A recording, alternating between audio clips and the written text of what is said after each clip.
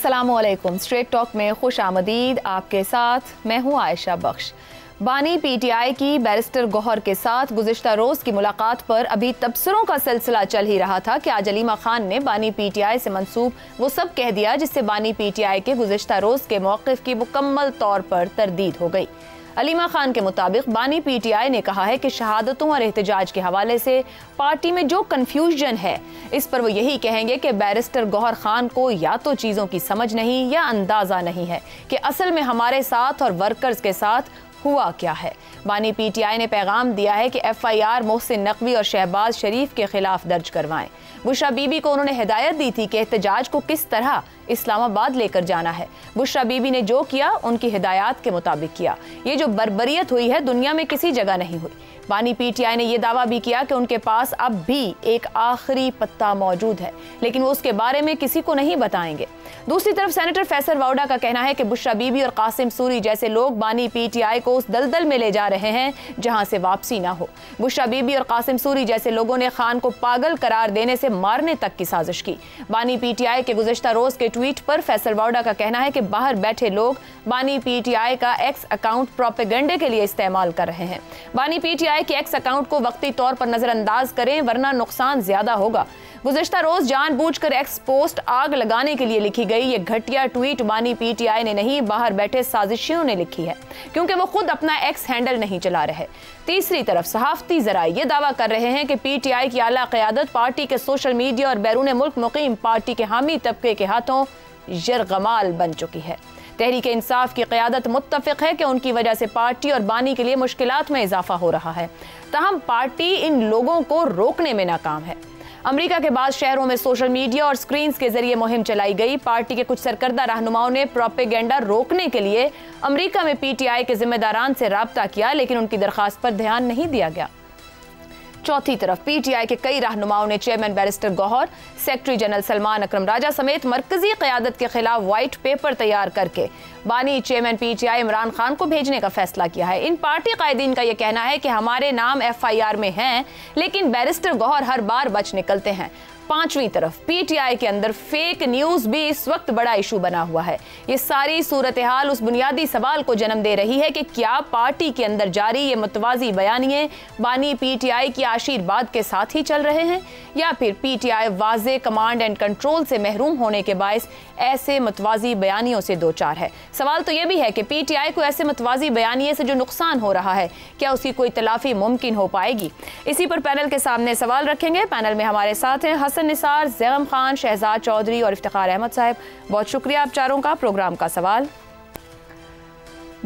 Barrister Gauhar से मुफाहिमत की बातें, अलीमा खान को मुजाहिमत का पैगाम, बुशरा बीबी पर एतमाद का इजहार, मुतनाज़े एक्स पोस्ट, क्या बानी पीटीआई का एक्स अकाउंट मुनज़्ज़म प्रोपेगेंडे के लिए इस्तेमाल किया जा रहा है। हसन निसार साहब, क्या वाकई सोशल मीडिया को पीटीआई जानते बूझते प्रोपेगेंडे के लिए इस्तेमाल कर रही है, इंतशार के लिए इस्तेमाल कर रही है?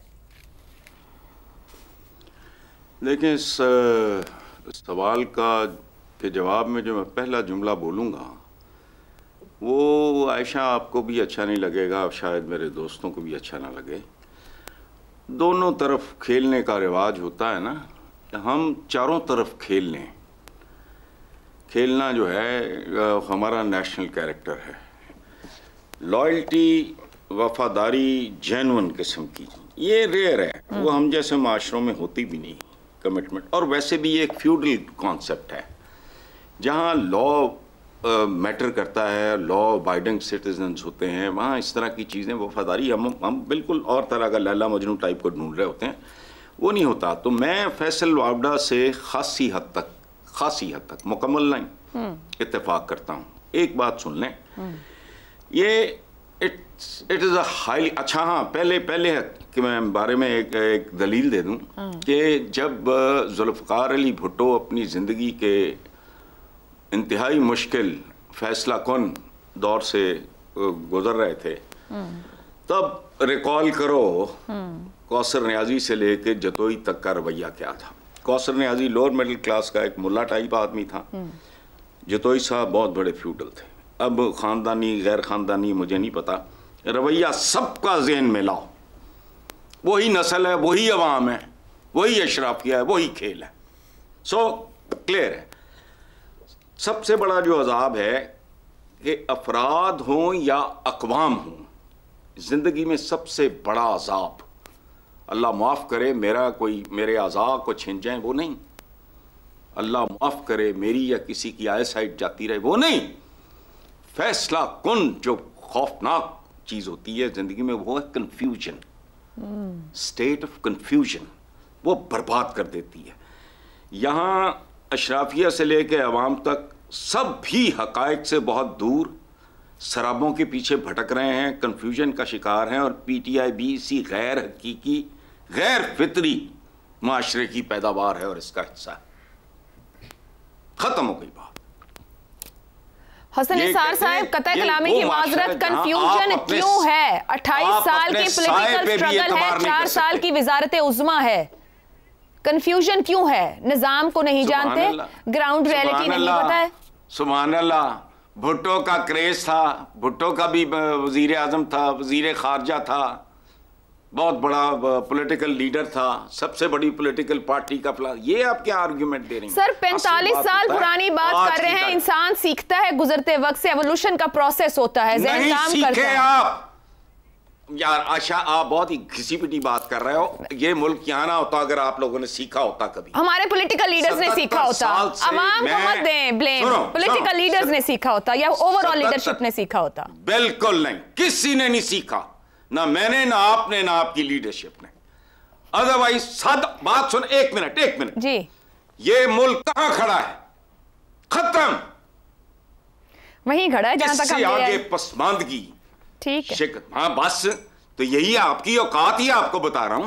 सर अवाम को तो जाहिर बात है जो डिलीवर किया जाता है उनके पास वही होता है ना, जो सिखाया पढ़ाया गया है। अब जैसे जो कुछ सोशल मीडिया के जरिए पढ़ाया लिखाया सिखाया जा रहा है, क्या कह रहा हूं? वही लोग हैं। आप मैं क्या कह रहा हूं कि आपकी अशराफिया और अवाम दोनों ही, ठीक है, दोनों ही इसका शिकार हैं। यही जुमला बोला है मैंने। जी सर, ठीक हो गया। This is a nation. देखो बात सुनो जी, शराबों के पीछे भाग रहे हैं, कख नहीं मिलना आपको। मुकम्मल तौर पे लीडर्स शराबों के पीछे भगा रहे हैं, थोड़ा सा ऐसे कर लेते हैं। चले मैं आपको कंसेशन देता हूं, बेटियों का बड़ा हक होता है, कोई बात नहीं, मैं एग्री करूंगा। Thank you so much. Sir कौमें बनानी पड़ती है ना, मेहनत करनी पड़ती। ठीक हो गया जी। इफ्तिखार साहब आपकी तरफ आऊं तो जो बानी पीटीआई ने साल में नहीं जो बनी इंशाल्लाह अगले 77 साल में बन जाएगी। बनने को तो चंद लम्हे भी बहुत होते हैं, पहले सोच लिया करो। अच्छा ठीक है, अल्लाह ने चाहा तो इंशाल्लाह का मतलब होता है अगर अल्लाह ने चाहा। अल्लाह चाहता है मेरिट पे, राइट। आप ये हमने घड़े हुए हैं कुछ लफ्ज, अल्लाह खैर करेगा। बगदाद पे तो नहीं की खैर, मदीना पे नहीं की खैर, बांग्लादेश में नहीं की खैर। अल्लाह चाहता है उसने जो आपको डूज एंड डोंट्स हैं बिल्कुल ठीक है, बिल्कुल ठीक है, पूरे वेस्ट में खैर है। करने वालों को वो डूज एंड डोंट्स समझने और सीखने की जरूरत होती है। इफ्तिखार साहब उन्होंने बोला कि एक आखिरी पत्ता मौजूद है, वो उसके बारे में किसी को नहीं बताएंगे, मगर हम पिछले 2-2.5 साल में जब से वो हुकूमत से निकले देखें तो नाकाम एहतजाज है, 26वीं तरमीम में साथ जुड़े भी रहे, आखिरी वक्त में पीछे हट गए, कानून साजी से लेके तकसीम से 2-4 हैं, अंदर जमात के अंदर फेक न्यूज़ चल रही है, उनके लीडर्स को लेकर फेक न्यूज़ आ जाती है और फिर वो उसकी तरदीद करते हैं। अदम एतमाद है, पंजाबी पश्तून इख्तलाफ शुरू हो गया जमात के अंदर, एस्टेब्लिशमेंट का दरवाजा उनके लिए अभी तक बंद है जिसकी वो बार बार कोशिश करें। कौन सा आखिरी पत्ता या कौन सी ऐसी बात बच गई है? ग्राउंड रियलिटी समझ क्यों नहीं पा रहे? क्या कंफ्यूजन है? बम मारने का उन्होंने एक दफा कहा था, शायद वो आखिरी है। मैंने नहीं कहा, आपने हद होगी का लफ्ज़ इस्तेमाल किया, गैर संजीदा जवाब दिया। नहीं ये गैर संजीदा नहीं है, सियासी बम तो रोज ही पाकिस्तान का सबसे बड़ा रहनुमा है। बकौल मेरे साथियों के पाकिस्तान के 90% लोग उसके चाहने वाले हैं। मैंने नहीं कहा ये फिक्रा, मैं न ऐसी चीज़ों में यकीन रखता हूँ। मैं तो एक पॉलिटिकल सोच रखने वाला आदमी हूँ। मैं तो पार्लियामेंट की बालादस्ती, वोट का एहतराम, इसमें बिलीव करने वाला हूँ। अब बड़े मज़े की बात है, एक चीज़ जिसको वो सिरे से मानने को तैयार ही नहीं था 9 मई वाले वाक़यात पे, वो कहता था ये एक जालसाजी है, तो आज वो कह रहा है कि उसमें हमारे बंदे मर गए।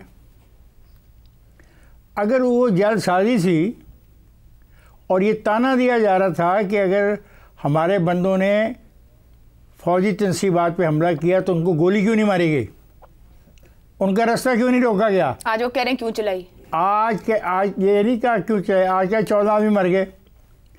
हमने उस वक्त भी कहा था कि उन 14 आदमियों की जो डेथ हुई है बड़ी अफसोसनाक है। कहाँ फौत हुए, CNHC कार्ड नंबर क्या था, कहाँ दफन हुए, कुछ तफसीलात से आगाह करें। इतने सालों उस तफसीलात से आगाह नहीं किया गया। देखिए ये बात बहुत गलत है कि हर वक्त एक नई बात की जाए। कल मैं मुतमिन गया था घर कि उन्होंने फैसला कर लिया कि मामलात को फ्लोर ऑफ द हाउस पे लाएंगे, और मुझे इसमें एक मुस्बत चीज़ नज़र आई, रोशनी नज़र आई कि चलें ये झगड़े ख़त्म होंगे, वहाँ पे आ जाएंगे।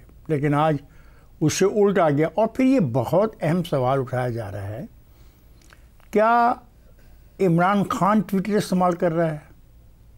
सर उनके बिहाफ पर कोई कर रहा है, उन्हें कभी भी तरदीद नहीं की किसी बात की। वेरी इंपॉर्टेंट आयशा मोहतरमा, ये मजाक नहीं हो रहा जो आपने ये सारी इंट्रो सुनाया आपने मुझे, लाखों लोगों ने सुना, ये मजाक नहीं है। अगर उसका ट्वीट वो नहीं चला रहा तो उसमें इखलाकी जुर्रत होनी चाहिए कि वो कहे कि वो ये ट्विटर उसका नहीं है। क्योंकि ट्विटर के ज़रिए जो पैगामात पाकिस्तान में दिए जा रहे हैं वो पाकिस्तान की दुश्मनी पर मबनी हैं। वो पाकिस्तान में अनारकी को पैदा करने के लिए हैं। वो पाकिस्तान के अंदर फसादात को अजाफा देने के लिए हैं।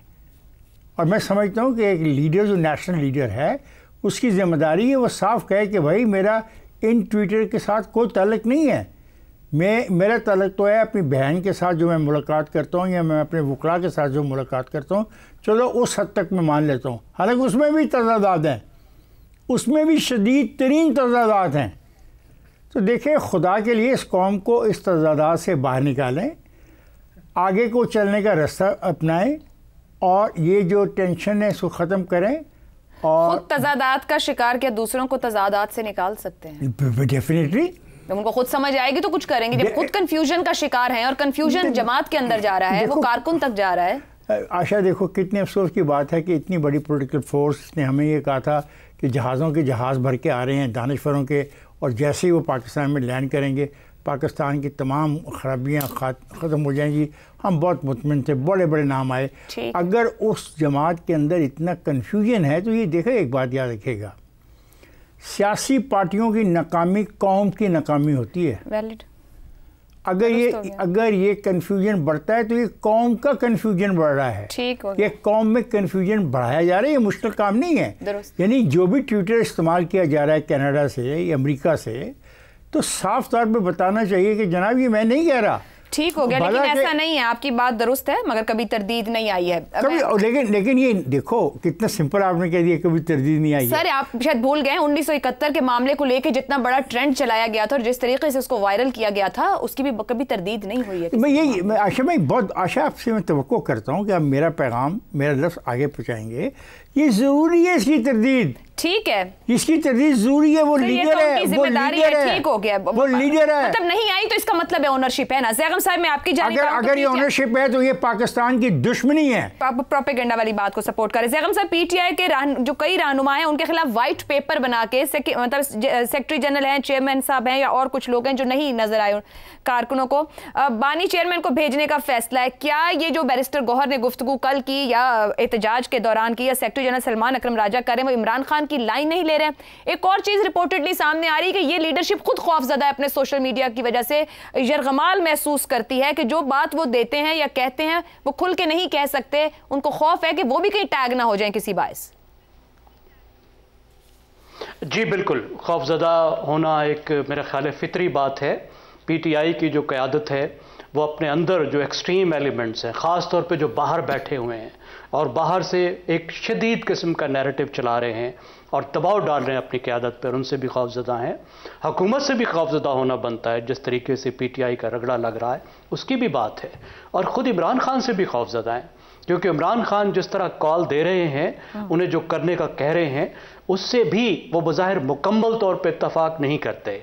वो ज़रा मुख्तलिफ तरह की पॉलिसी चाहते हैं, मुख्तलिफ तरह का लाहे अमल चाहते हैं, लेकिन जो आखिरी बात होगी वो इमरान खान की होगी। और इमरान खान ने अभी सबको एक तरह से चुप कराने का सिग्नल दे दिया और उन्होंने कह दिया कि सब ठीक है। वो ये नहीं चाहते कि पार्टी टूटे, और सबको उन्होंने फेस सेविंग दे दी है। जो फेस सेविंग बेगम साहिबा नहीं दे रही थी, जो सख्त अल्फाज वो पंजाब की क़यादत के खिलाफ इस्तेमाल कर रही थी, वो फेस सेविंग इमरान खान ने दे दी है। इमरान खान नहीं चाहते कि पार्टी के अंदर इख्तलाफात आएँ, और मेरे ख्याल में इमरान खान उसको फिलहाल मैनेज कर ले। चेयरमैन पीटीआई बैरिस्टर गौहर के लिए उन्होंने कहा है कि उनको या तो समझ नहीं है या वो समझ नहीं पा रहे चीजों को, उन्हें अंदाजा नहीं है क्या, और इस पर उनका सोशल मीडिया पे जो भी एलिमेंट मौजूद है वो बहुत खुश है कि जो वो गुज़िश्ता रोज से कह रहे थे वो सही साबित हो गया है। देखिए, जो बैरिस्टर गौहर हैं वो सिर्फ एक सीट को गरमाने के लिए हैं। उनका वही किरदार है जो पाकिस्तान मुस्लिम लीग नवाज में जावेद हाशमी का था। असल ताकत इमरान खान के पास है और उनकी बेगम के पास है, और अगर उससे हटकर कोई बात की जाएगी तो वो गलत फहमी होगी। उन्होंने यही कहा ना कि उनको शायद समझ नहीं आई। उन्होंने ये नहीं कहा कि उन्होंने कोई बहुत गलत कर दिया, कोई गद्दारी कर दी, वो बुज़दिल हैं। उन्होंने कहा उनको समझ नहीं आई होगी। तो मेरा ख्याल है इसमें भी उन्होंने बैरिस्टर गौहर को जो है वो फेस सेविंग दी है। और मफाहमत हो या मज़ाहिमत हो, मकसद एक है, मकसद है हकीकी आज़ादी। और हकीकी आज़ादी का मकसद है कि इक़्तिदार में इमरान खान को होना चाहिए। बिल्कुल उसी तरह जिस तरह वोट को इज्जत दो का जो बयानिया था, उसका मकसद था हुकूमत मुस्लिम लीग नवाज को दो। जो ये तमाम चीज़ें हैं जो हमें मुख्तलिफ नज़र आ रही हैं, जो फैली हुई नज़र आ रही है, मेरा ख्याल है उसको इमरान खान के नैरेटिव के तनाजुर में देखें तो सब चीज़ें अपनी जगह पे सेट हो जाती हैं, चाहे वो मफाहिमत वाली हो या मज़ाहिमत वाली हो। इमरान खान मोबिलाइजेशन के लिए जो बयानिया इस्तेमाल कर रहे हैं वो बयानिया है हकीकी आज़ादी। तो ज़ैगम साहब, इसका मतलब है बानी पीटीआई का एक्स अकाउंट मुनज़्ज़म प्रोपेगेंडे के लिए उनकी ख्वाहिश के मुताबिक इस्तेमाल किया जा रहा है। आप उसको मुनज़्ज़म प्रोपेगेंडा कह रही हैं, मैं जरा साफ टर्म में इमरान खान का नैरेटिव कह दूंगा। इमरान खान के नैरेटिव को सर्व कर रहा है। जो कुछ 26 तारीख को हुआ वो इमरान खान के हकामात के बिल्कुल मुताबिक हुआ। ठीक, इमरान खान के नैरेटिव और इमरान खान के लाहे अमल के मुताबिक सब कुछ हो गया है। वरना वो सिर्फ एक सेंटेंस से उस चीज को बंद करवा सकते हैं। ठीक ज़ैगम साहब, अगर कोई लीडर मौजूद है तो इसका मतलब है इमरान खान के अहकामात के मुताबिक काम कर रहा है। जो चीज हो रही है उन्होंने मना नहीं किया तो इसका मतलब है कि वो बानी पीटीआई के मुताबिक हो रहा है। ठीक हो गया, इसमें कोई शक नहीं है। देखिए जी शहजाद साहब, पीटीआई में ये जो जारी मुतवाज़ी बयानिए हैं जो ज़ैगम साहब जहां कंक्लूड कर रहे हैं, इसी को कमेंट कीजिएगा। बानी पीटीआई की मुकम्मल आशीर्वाद हासिल है हर तरह के बयानिए को चलाने के लिए। अच्छा, मैं नहीं समझता कि मुकम्मल आशीर्वाद हासिल है। एक आदमी जो एक सेल में बंद है उसको के पास क्या कंट्रोल है कि बाहर उसके नाम पे लोग क्या क्या लिख रहे हैं, बेच रहे हैं, क्या मसाला बाहर बिक रहा है इस वक्त। बदकिस्मती से मुझे यूं लगता है कि पीटीआई के अंदर, और बानी पीटीआई को तो कंफ्यूज होना चाहिए, वो पिछले 15-16 माह से जेल के अंदर है, सेल के अंदर है, उसको जो जाके बताता है वही उसकी इंफॉर्मेशन है। इंफॉर्मेशन क्यों ज़रूरी होती है? ताकि आप एक वैल्यूड जजमेंट कर सकें कि हालात कैसे हैं। तो उसको जो बताया जाता है, कल जो उनको जाके बताया गया उसके मुताबिक उन्होंने स्टेटमेंट दे दी, आज जो जाके बताया गया वो स्टेटमेंट उसके मुताबिक दे दी। तो मेरा अपना ख्याल ये है कि इसमें कोई शक नहीं कि जो कन्फ्यूजन का लफ्ज़ इस्तेमाल किया गया, कन्फ्यूजन वाकई ही हर सतह पे हमारे मुल्क के अंदर है। और ये कोई ऐसी बात नहीं है जिसकी हम सिर्फ बीन बजाते रहें और रोम जलता रहे, या रोम जलने के खुदा न खास्ता इम्कानात पैदा हो जाए। मुझे यूं लगता है कि रोम के जलने के इम्कानात पैदा हो रहे हैं, और इस किस्म की तफरीक जो कि क्रिएट की जा रही है। देखिए, बाहर बैठे लोगों को क्या अंदाजा है कि पाकिस्तान के अपने हालात यहाँ पे क्या है? कौम बीच में से बटी हुई है, मुकम्मल तौर पर तकसीम है, सूबे बटे हुए हैं, सूबे मुख्तलिफ हुकूमतों के पास हैं, मुख्तलिफ पार्टियों के पास हैं।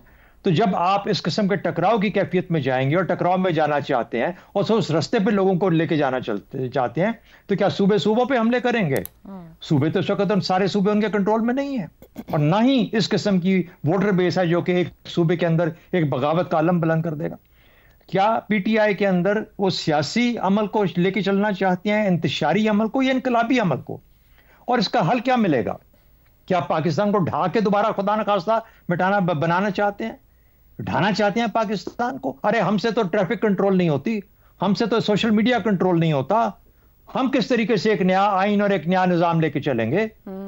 तो मेरा ख्याल है कि ये इमरान खान से बहुत ऊंची, बड़ी दूर की बात है, ज्यादा बड़ी बात है। ये हुकूमत की जिम्मेदारी की बात है, ये मुक्तदरा के सोचने की बात है कि हम किस जोन में जा रहे हैं, किस जोन में एंटर कर रहे हैं। उस जोन के अंदर सिवाय इस किस्म की कंफ्यूजन के कुछ नहीं रह गया, जहां पर किसी को यह ना पता हो कि मुझे ले तो आए हैं, मैंने आगे किधर जाना है और करना क्या है और कि मुझे क्यों लाया गया है। वो पार्टी हो, वो निज़ाम हो, वो तरीका हो, वो हम किस रास्ते पे चल रहे हैं। देखिए, मैं एक छोटी सी एग्जांपल देता हूं, फिर आपका शायद टाइम खत्म हो रहा है, कि हम कहते हैं ना हाइब्रिड निज़ाम है। हाइब्रिड निज़ाम एक कंफ्यूज निज़ाम है। मार्शल लॉ एक क्लियर निज़ाम था, पता था कि जमहूरी निज़ाम गैर जमहूरी निज़ाम है। कोई एक मुसल्लत हो गया, आदमी ऊपर आके बैठ गया, अब उसका हुक्म चलेगा। वो हट गया, जमहूरियत हुकूमतें आ गई, एक क्लियर और शफाफ कानून और आइन के मुताबिक। अब हुआ या नहीं हुआ दूसरी बात है, लेकिन एक तरीका, एक नज्म, एक ऑर्डर तो अवेलेबल था ना, जिसके मुताबिक चलना था। आज तो ये है कि ये नहीं पता, रोजाना की बेसिस के ऊपर हम क्या करते हैं, सोशल मीडिया के जो लॉज हैं उनको तब्दील करना शुरू कर देते हैं। तो मेरा ख्याल ये है कि हमारे जो बड़े हैं सब, उनको समझना चाहिए कि इमरान खान का तमाशा नहीं है, ना पीटीआई का तमाशा है। खुदा न खास्ता ये कहीं मुल्क का तमाशा ना बनना शुरू हो जाए। मुझे डर है कि हम इमरान खान में उलझे रहेंगे और मुल्क उस तकसीम के अंदर और घुसता चला जाएगा और खुदा न खास्ता फिर उस तरफ टकराव में न चल जाए या सिविल वॉर स्टार्ट हो जाए। ठीक हो गया। शहजाद साहब की बात के साथ कंक्लूड करेंगे, किसी एक शख्स या जमात की बात नहीं है, हम किस जोन में दाखिल हो रहे हैं, यह हर फैसला साज के सोचने समझने की बात है। इस वक्त एक ब्रेक लेते हैं, ब्रेक से वापस आएंगे तो बात करेंगे पैका एक्ट में मजीद तब्दीलियां की जा रही हैं, नई अथॉरिटी और सख्त सजाओं के साथ नतीजा क्या रहेगा, इस ब्रेक के बाद। प्रोग्राम में एक बार फिर खुशामदीद। हुकूमत इलेक्ट्रॉनिक क्राइम्स की रोकथाम के एक्ट पीका में बड़े पैमाने पर तब्दीलियों की मंसूबाबंदी कर रही है। साइबर क्राइम तरमीमी बिल का इब्तिदाई मुसव्विदा तैयार कर लिया गया है, जिसके तहत डिजिटल राइट्स प्रोटेक्शन अथॉरिटी कायम की जाएगी। अथॉरिटी के पास ऑनलाइन मवाद को ब्लॉक करने और सोशल मीडिया तक रसाई रोकने के अलावा फेक न्यूज़ फैलाने वालों के खिलाफ कार्रवाई का इख्तियार होगा। अथॉरिटी कानून नाफिज करने वाले इदारों या किसी भी शख्स के खिलाफ मवाद हटाने के अहकामात जारी कर सकती है। अथॉरिटी के पास रियासत और रियासती इदारों के खिलाफ नफरत फैलाने से मुतालिक मवाद को भी हटाने का इख्तियार होगा। फेक न्यूज़ फैलाने, खौफ व हिरास और बदगुमानी पैदा करने वालों को 5 साल कैद या 10 लाख रुपए जुर्माना होगा। तरमीम के मुसव्विदे में मुजव्वज़ा तब्दीलियों में सबसे ज्यादा काबिल जिक्र सोशल मीडिया प्लेटफॉर्म की नई तारीफ है, जिसमें मजीद तौसी की गई है और अब इसमें सोशल मीडिया तक रसाई के लिए इस्तेमाल होने वाले टूल्स और सॉफ्टवेयर भी शामिल हैं, जैसे कि VPN। पीका एक्ट 2016 में उस वक्त बनाया गया जब नून लीग की हुकूमत को बज़ाहिर शहरियों के डिजिटल राइट्स के तहफ़्फ़ुज़ का ख्याल आया, मगर हर हुकूमत ने पीका एक्ट में अपनी मर्जी की तरमीम करके इसको सियासी मुखालिफिन के लिए बतौर हथियार इस्तेमाल किया। PTI ने 2022 में पार्लियामान की बजाय सदारती ऑर्डिनेंस के जरिए तब्दीलियां की। समाजी कारकुन, डिजिटल राइट्स एक्टिविस्ट और इंसानी हकूक की तंजीमें भी पीका एक्ट के मनफी इस्तेमाल पर तनकीद कर चुकी हैं। मौजूदा हुकूमत ने भी हुकूमत संभालते ही साइबर एक्ट में तरामीम और नई अथॉरिटी बनाने पर गौर शुरू कर दिया था। ऐसे में अहम सवाल यह है कि क्या वाकई हुकूमत का मकसद फेक न्यूज़ और मनफी प्रोपेगेंडा को रोकना है, या फिर माजी की तरह सिर्फ सियासी मुखालिफिन और सहाफ़ियों के खिलाफ इस्तेमाल होगा। बिलाशुबा फेक न्यूज़ और मनफी प्रोपेगेंडे को रोकना दुनिया भर की रियासतों के लिए दर्द सर बन चुका है और जिसे रोकना बेहद ज़रूरी है, मगर इसके साथ ये भी उतना ही ज़रूरी है कि किसी भी कानून की आड़ में सियासी मुखालिफिन, सहाफ़ियों, समाजी कारकुनों या आम शहरियों पर क्रैकडाउन ना किया जाए। सवाल ये भी है कि जब पहले से ही FIA पीका एक्ट के तहत काम कर रही है तो फिर नई अथॉरिटी बनाने की क्या ज़रूरत है। इसी पर गुफ्तगू करेंगे। सवाल इस तरह से, हुकूमत का पीका एक्ट में तब्दीलियों का फैसला, नई अथॉरिटी, सख्त सजाएं, साइबर क्राइम तरमीमी बिल तैयार, माजी में पीका एक्ट के सियासी इस्तेमाल की मिसालें, अब की बार कानून की दुरुस्त तशरीह की क्या ज़मानत। शहजाद साहब, जो हुकूमत में होता है उसको अपना अमल सही लगता है, सियार पर मुखालिफिन समझते हैं उन्हीं के खिलाफ हो रहा है। अब की बार क्योंकि हम ये देख रहे हैं 9 साल से कोशिश की जा रही है डिजिटल राइट्स के लिए, अब तक तो मुमकिन नजर नहीं है, अब दुरुस्त तशरीह की कोई जमानत हो सकती है? असल में आयशा, हम पिछली जंग लड़ रहे हैं, जैसे कहते हैं ना, फाइटिंग द लास्ट वॉर। ये जो पिछली, आज से कोई 20 साल पहले, 15 साल पहले जंग लड़नी चाहिए थी, वो आज हम लड़ना शुरू किया हमने। देखिए, खबर है हम सब सुनने वालों के लिए कि 20 जनवरी 2025 को डोनाल्ड ट्रंप अमेरिका का सदर हलफ ले लेगा। उसके साथ एक शख्स आएगा, उसका नाम है इलॉन मस्क।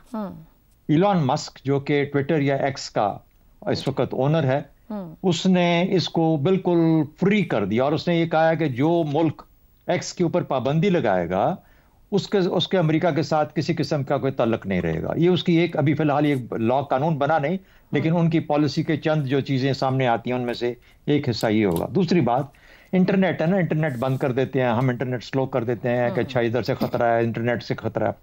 उसने इंटरनेट का भी बंदोबस्त कर लिया। उसने एक प्रोग्राम ले आया जिसका नाम है स्टारलिंक।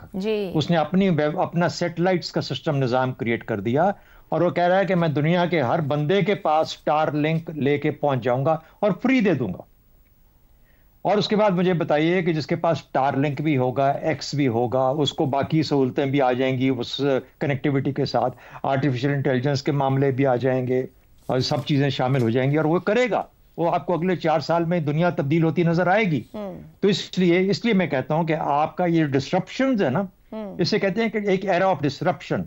हमारा एक ऐसा दौर शुरू होने वाला है जिसके अंदर डिसरप्शंस होंगी हमारे माशरों में, हमारी सोच में, हमारे पुराने निज़ाम के अंदर।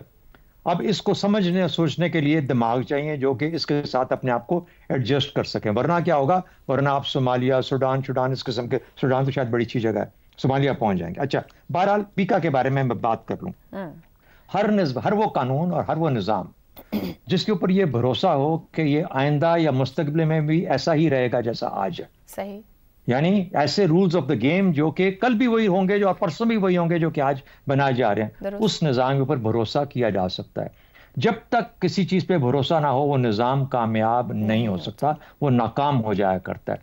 प्रेडिक्टेबिलिटी चाहे वो किसी भी जिंदगी, आपके घर के अंदर हो, आपके घर के बाहर हो, हुकूमतों का निज़ाम हो, माशरों को चलाने का निज़ाम हो, सोच का निज़ाम हो, अगर प्रेडिक्टेबल नहीं होगा तो उसके अंदर बिल्कुल डिस्ट्रप्शन आएगी, तबाही, अफरा तफरी मच जाएगी और वो अफरा तफरी आप देख रहे हैं। तो इसलिए क्या ये कानून अगर जो बन रहा है ऐसा ही रहेगा? ये क्या एक ही पैमाना होगा? ठीक, इसमें सबके साथ बराबर सलूक किया जाएगा? ये तो नहीं होगा कि मेरा कुत्ता डॉगी और तुम्हारा कुत्ता कुछ और।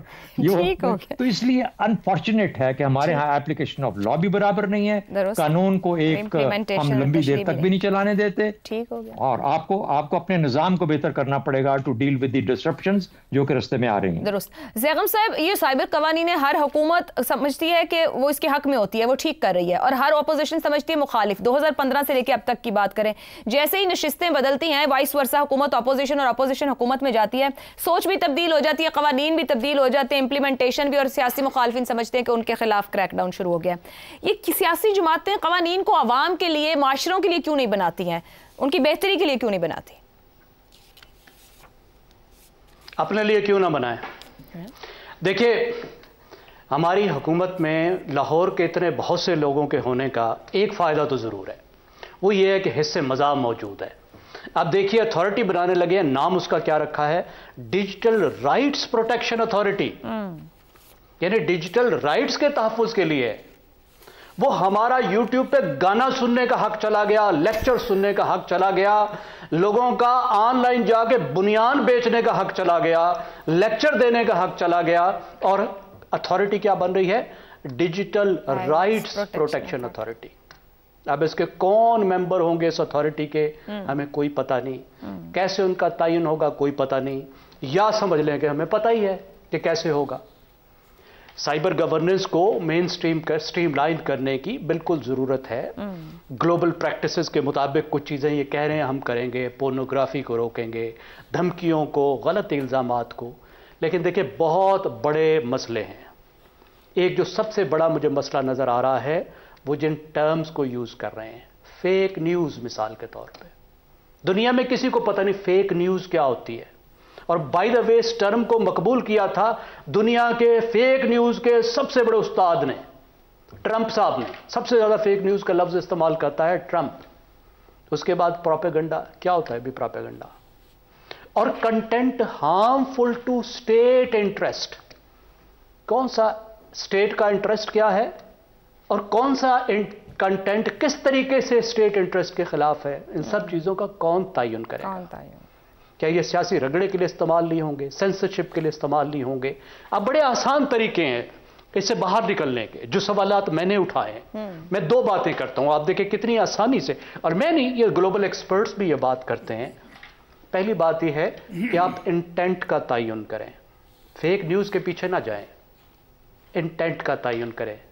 क्या मकसद तशद्दुद पर उकसाना था? आपको नजर आ जाएगा उस खबर में कि क्या ये खबर तशद्दुद पर उकसा रही है। दुरुस्त।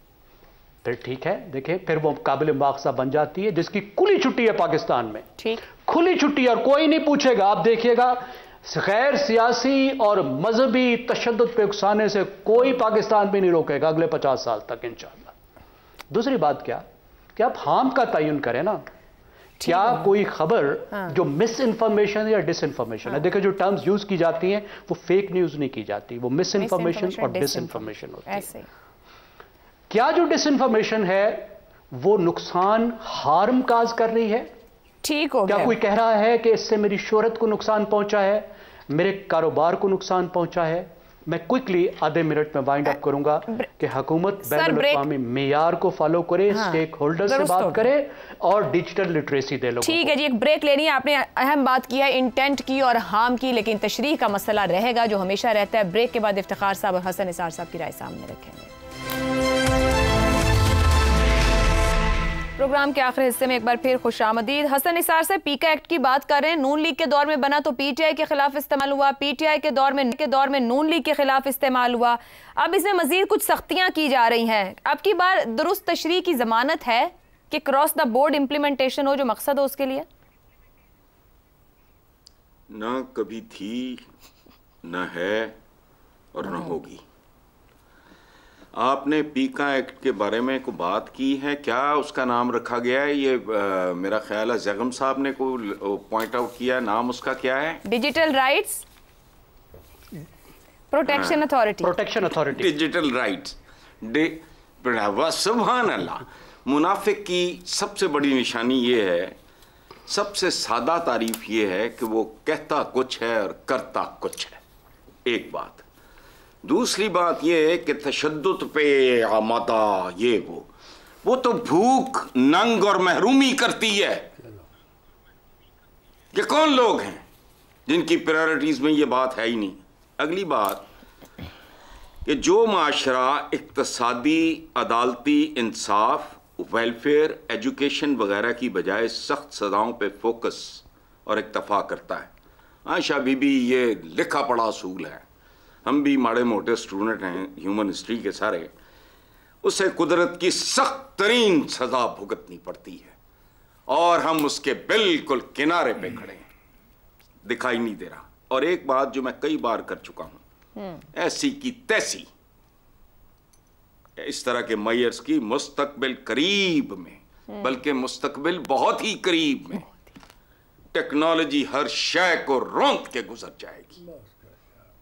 और याद रखना, हम जैसी प्रिमिटिव कौमें, हम जैसे लोग, ये चांद और मरीख से जैसे जागीरदार अपनी जागीर पे कभी कभी जाता है ना कमियों का हाल देखने, उनकी परफॉर्मेंस देखने वो आया करेंगे कि ये चपड़ कनाती है क्या कर रहे हैं कुर्रायर्स पे, जिन्होंने सुपर अर्थ ढूंढ लिया और वहां टमाटर उगा रहे हैं। डरो, ये बहुत पैटी लोग हैं जिन चीजों पे फोकस। तशद्दुद पे तो सबसे ज्यादा, जराइम पे क्या उकसाता है? ना इंसाफी, भूख, नंग, गुर्बत, तौहीन, तजलील, वसाइल से बेपनाह ज्यादा आबादी। ठीक हो गया। ये 4, 5, 6 चीजें हैं यार। तो मौज करने दो इनको। इफ्तिखार साहब हंस रहे हैं और मुझे अपने आर्ग्यूमेंट की सिर्फ एक ही बात अच्छी लगी कि ये हंस रहे हैं मुंह नीचे करके, शर्मा भी रहे हैं, हंस भी रहे हैं। इफ्तिखार साहब ये जो कुछ कह रहे हैं हसन निसार साहब, हम ताखीर का शिकार हैं, हम इसको दुरुस्त इम्प्लीमेंट कर लेंगे। 10 साल से तो हम कोशिश में हैं। मैं मुंह नीचे करके इसलिए हंस रहा हूँ, मैं मुंह नीचे करके इसलिए हंस रहा हूँ, मुस्कराता हूँ कि जो बातें हसन साहब ने कही इनका कोई तल्लुक डिजिटल राइट अथॉरिटी से नहीं है। ये फ़लसफे की बात, ये फ़लसफे की बात, एक मिनट, ये फ़लसफे की बात करते हैं, ये गुर्बत के ख़ात्मे की बात करते हैं, ये बेरोज़गारी के ख़ात्मे की बात करते हैं, ये माशरे में नाइंसाफ़ी की बात। यार मुझे बात करने दो, अच्छे खासा लफ्ज़ बोल रहा हूँ। माशरे में नाइंसाफ़ी की बात करते हैं, ये कत्ल की बात करते हैं। इन सारों का तल्लुक कोई नहीं है। एक फेक न्यूज़ ये है कि पाकिस्तान के एक फ़ज़ाई अड्डे के ऊपर आज रात एक हमला हुआ है, 57 जहाज़ जला दिए गए हैं। इसको कहते हैं फेक न्यूज़। क्या बिगाड़ लेंगे आप उनका? बस मुझे इतनी कहना है। ये जो बनाने की कोशिश की जा रही है, ये डिलीवर करने की जमानत अब की बार हो सकती है? अथॉरिटी इसकी तशरीह क्रॉस द बोर्ड होगी या सिर्फ सियासी? बात ये है कि यहाँ पे एक बात और कही गई कि फेक जो न्यूज़ है इसके कवानीन के तहत लोगों के ख़िलाफ़ सज़ाएँ हुई। मैं अपने तमाम मुअज़्ज़ज़ आदमी जो है हसन निसार से पूछूंगा, अगली मुलाकात में मुझे एक लिस्ट फराहम कर दी जाए कि इस ज़ालिमाना कानून के तहत कितने लोगों को क्या सज़ा हुई और वो कहाँ है। आप चैलेंज कर रहे हैं कानून को, तंज कर रहे हैं क्या? मैं कानून को ना चैलेंज कर रहा हूँ। कानून की इम्प्लीमेंटेशन करता है वकील। जो कानून गलत है वकील साबित करेगा अदालत में। केस आपने ठीक बनाया किसी पे या नहीं बनाया, ये सबसे पहले होगा ना। तो केस तो बनाने के लिए फैसला तो वकील ने करना। तुम कौन हो? मैं तो बात कर रही हूँ। मैंने अभी कहा जब बनाया तो let the court decide it, let the judge decide it, let the law decide it. She is our anchor.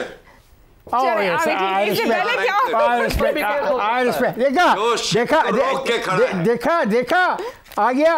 ये है वो गलत इस्तेमाल इस कानून का जिसको मैं रोकना चाहता हूँ।